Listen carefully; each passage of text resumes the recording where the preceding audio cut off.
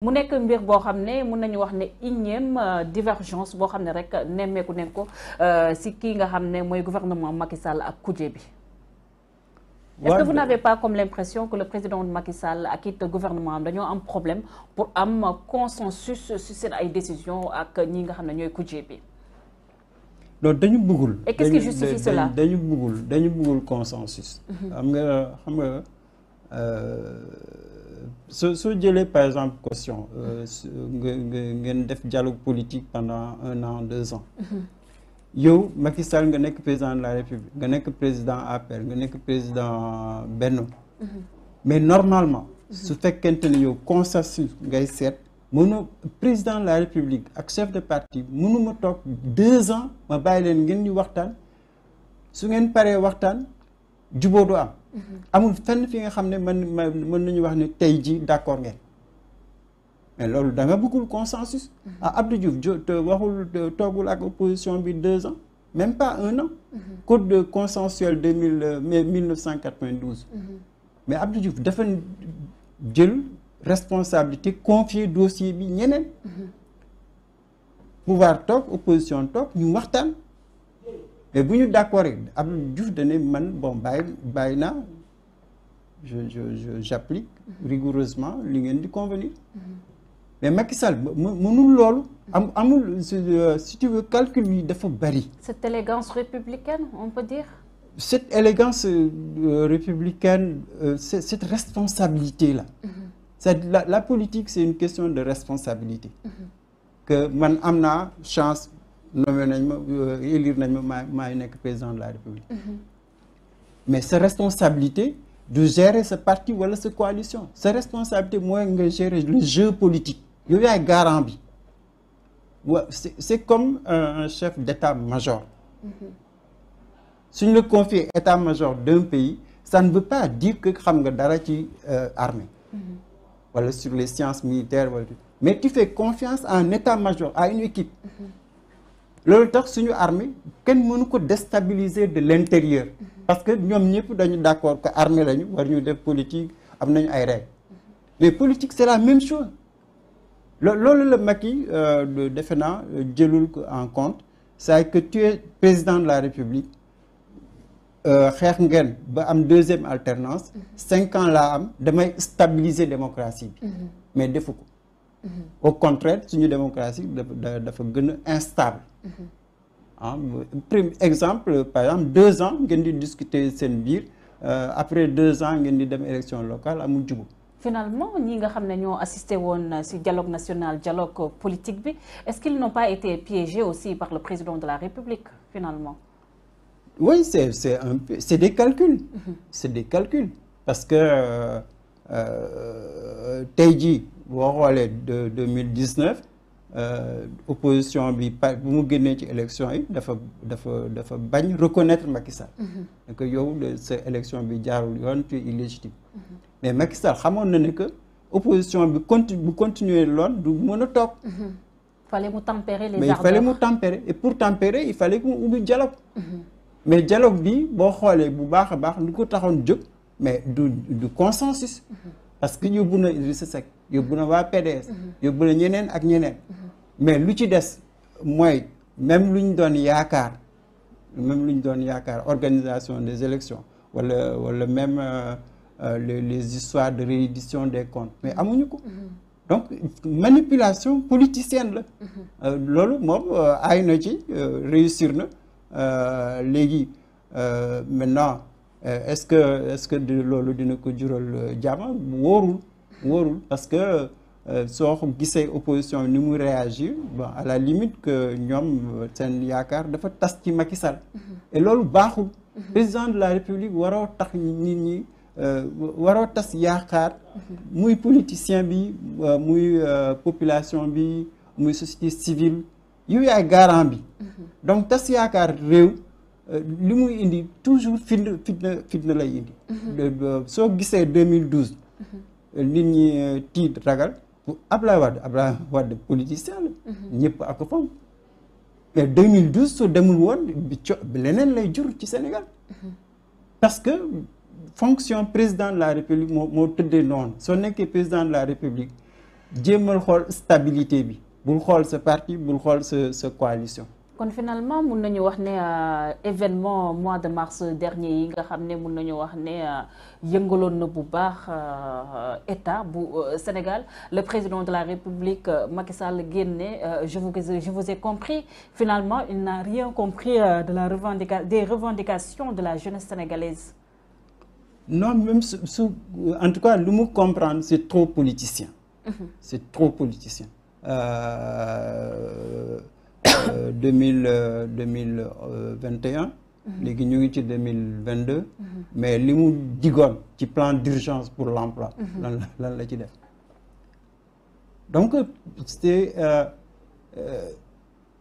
ni muy jàngatee événement mars 2021 bi moo baaxul du affaire politicien soo gisee Ousmane Sonko su doon moom code sénégalais yi du ñu wàcc xale yi du ñu wàcc tout à fait. mais lu leen tax a wàcc loolu la Macky Sall comprendre ça lu leen tax a wàcc mooy que moom ak nguuram dañu bëggoon xaañ Ousmane Sonko nekk candidat démocratie bi la ñu laal loolu tax nit ñi ne won ko ne Sonko du dem fenn parce que def nga Khalifa gis nañu def nga Karim gis nañ ko kii duñ la ko nangul c'est pas parce que nit ñi dañu taxaw pour nekk Pastef wala pour jàppale Sonko déedéet principe bi la. C'était plus loin que ça.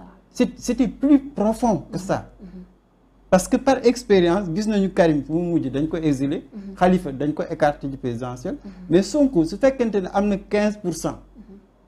2019 nit ñi ñu ngi xalaat ne 2024 mën na dem 30 mën na nekk président de la République. ñu gis ne yow kooku da nga nekk ci yoon pour xañ ko.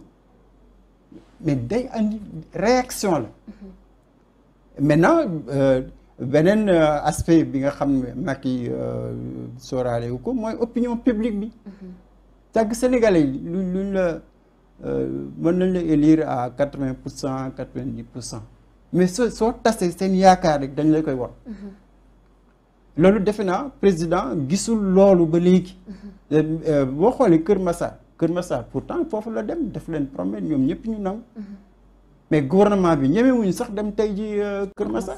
déjà le ministre bi cortège bi mun nañu wax ne jeunes yi dañ ko attaqué woon barré sax autoroute à péage bi dimanche bi passé mais parce que yaakaar bu tase loolu fi mu ne rek lay indi. tout à fait donc président de la République dafa war a bàyyi xel.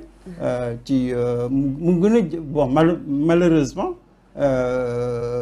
ñoom politicienne moo ëpp doole mais par contre su nangoon par exemple événement mars bi mu amee ba pare boo xoolee sax Sëriñ Mountakha initiative bi mu jël pour dem waxtaan ak mouvement pour la défense de la démocratie loolu waroon na xelal Macky Sall parce que xalif bi mën na suma yoon nekku ci mais am na lu mu gis am na lu mu dégg xam ne lii du jur jàmm mais mënoon na toog Touba ne def appel général mais non dafa ne émissaire la nommé pour dem toog ak ñooñ mais débat boobu ana conclusion yi donc loolu président de la République defe naa dafa war a bàyyi xel ci li nga xam ne ay erreur politique la mën na ko jural lu rëy di mooy défaite politique mais mën na jural surtout réew mi fitna et defe naa président de la République dafa war a moytu fitna 15 millions municipal 15 millions départemental 15 millions muy 30 ñu ëpp di yëkkati seen ay kàddu di xam leen ne fu mu toll ni ak ce montant bi dafa mel ni comme démocratie bi soit dañ ko bëgg a privatiser wala ñu jox ko les riches mais aussi bu ñu xoolee floraison aussi des partis politiques yi nga xam ne ñu ngi fii ci Sénégal te ñu ëpp ci ñoom dañuy langaamu rek est-ce que mën nañu wax ne aussi ils ont eu raison aussi pour réguler aussi le scrutin aussi. Non, ils n'ont pas eu raison. Gis nga su doon bon ils ont eu raison on allait le dire mais nu ñu seen démarche moo baaxul. Gis nga ñoom lu ñuy xalaat mooy que suñu fixé 15 millions muy 30 millions. ñu bari du ñu bokk ça c'est vrai. ñu bari du ñu bokk bon mais li ñu xamul mooy que démocratie du fonctionner noonu. surtout am nañu expérience Sénégal bi ñu wane ne que Sénégal yi dañu fonk démocratie. loo leen xaañ soo leen xaañee démocratie dañ la koy won mooy cas bi ñu doon wax Sonko. mais période le président Abdou Diouf. war nañ ci jàng parce que Abdoulaye Wade dafa toog xeex. pour nit ñi am 18 ans pour voter. tout à fait daf ko xeex ay at. mais pour ñu nangul ko. Abdou Diouf dafa gis ne que xale yi su jëlul décision boobu. mën na indi fitna ci Sénégal. gis nga période boobu période Abdoulaye Wade ak Abdou Diouf. mais ñoom PS mosoo leen dégg ñu lay wax waxu xaalis. ci élection. donc Macky Sall loolu mooy erreur am suñu démocratie du affaire xaalis. dañ ko gëm.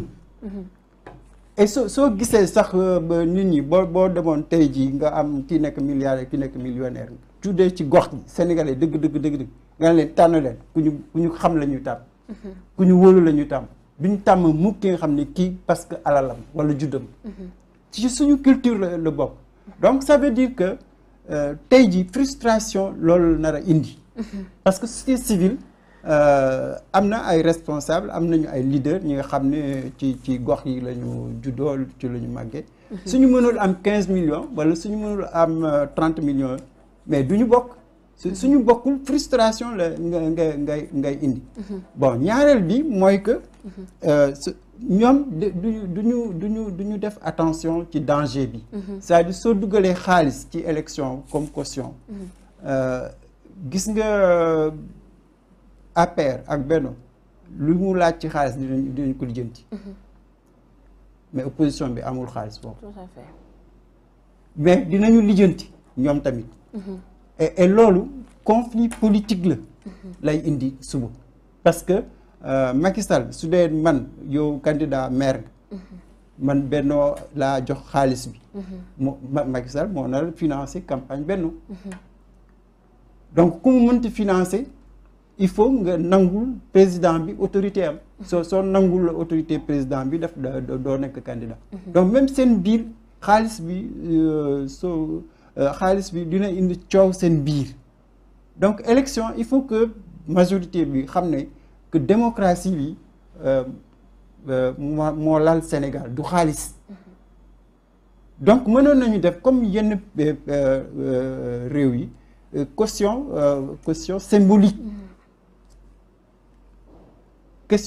caution symbolique gis nga filtre du xaalis du 15 millions yi mooy tax ñu fal la wala ñu bañ a fal lu tax ñu lay fal mooy confiance bi. nañu bàyyi électeurs yi choisir nañu bàyyi également ku am ambition pour diriger maire na nga nekk candidat mais na nga joxe caution symbolique mais le plus important filtre bi nga xam ne daal filtre ñu bàyyi Sénégalais dem voter loolu mooy démocratie.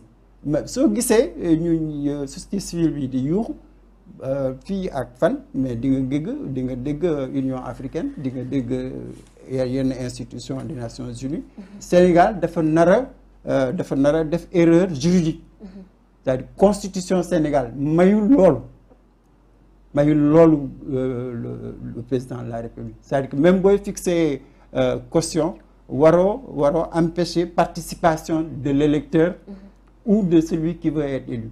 Tu es en porte-à-faux avec la loi, avec la Constitution et même les conventions certaines conventions internationales que le Sénégal a ratifiées ne sont pas du tout dans cette logique-là.